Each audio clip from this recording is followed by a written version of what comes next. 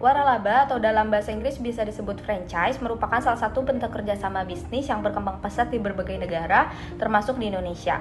Secara sederhana, waralaba adalah sistem di mana pemilik usaha atau merek dagang yang disebut sebagai franchisor memberikan hak kepada pihak lain yang disebut franchisee untuk menjalankan usaha dengan menggunakan nama, sistem, dan standar yang telah terbukti berhasil.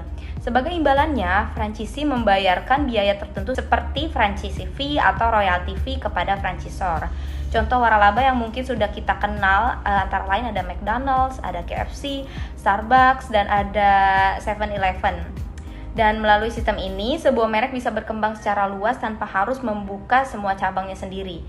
Di Indonesia, penyelenggaraan waralaba diatur dalam Peraturan Pemerintah Nomor 35 Tahun 2024 tentang penyelenggaraan waralaba. Dalam peraturan ini, setiap franchisor dan franchisee diwajibkan mendaftarkan usahanya melalui sistem OSS berbasis risiko, yang kemudian nantinya mereka akan mendapatkan sertifikat pendaftaran waralaba sebagai bukti legalitas mereka.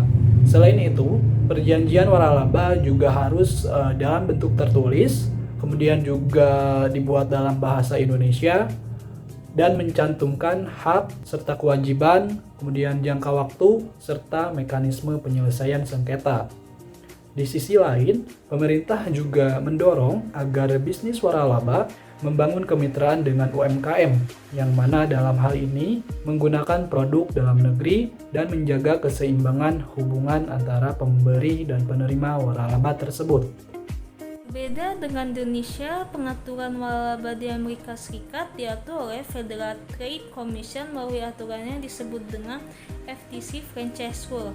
Dan fokus utama aturan ini mengenai keterbukaan informasi atau disclosure. Sebelum mendatangani kontrak, franchisor wajib memberikan dokumen yang disebut dengan Franchise Disclosure Document atau disingkat FDD paling lambat 14 hari sebelumnya. Dokumen ini berisi 23 item penting antara lain biaya awal, royalti, laporan keuangan, resiko usaha, dan juga sejarah litigasi dari franchisernya. Tujuannya adalah franchisee dapat menilai kelayakan dan risiko bisnis sebelum berinvestasi. Jadi intinya sistem hukum di Amerika Serikat lebih menekankan transparansi dan tanggung jawab informasi.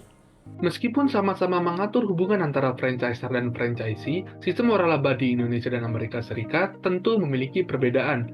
Salah satu contoh yang bisa kita lihat mengenai aturan waralaba adalah kasus 7-Eleven di Indonesia, yang mana upaya penyelamatan 7-Eleven dilakukan dengan menjual bisnis kepada PT Charon Pokpen Restu Indonesia, tetapi rencana akuisisi gagal karena tidak adanya persetujuan dari berbagai pihak, termasuk franchisor global yaitu 7-Eleven Inc.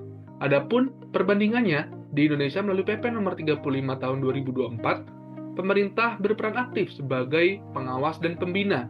Namun di Amerika Serikat, FTC Franchise Rule lebih menekankan transparansi informasi, tidak terlalu menekankan kewajiban izin atau pendaftaran pada pemerintah federal, tetapi franchisor wajib menyerahkan Franchise Disclosure Document yang berisi rincian biaya, risiko, dan kondisi usaha.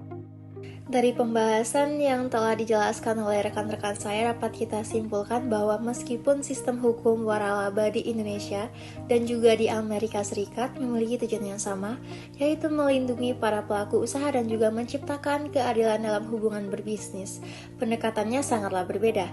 Indonesia melalui PP nomor 35 tahun 2024 lebih menekankan kepada kepatuhan administratif dan juga peran pengawasan pemerintah, sedangkan Amerika Serikat melalui VTC Franchise Rule menitik beratkan kepada transparansi dan juga keterbukaan informasi.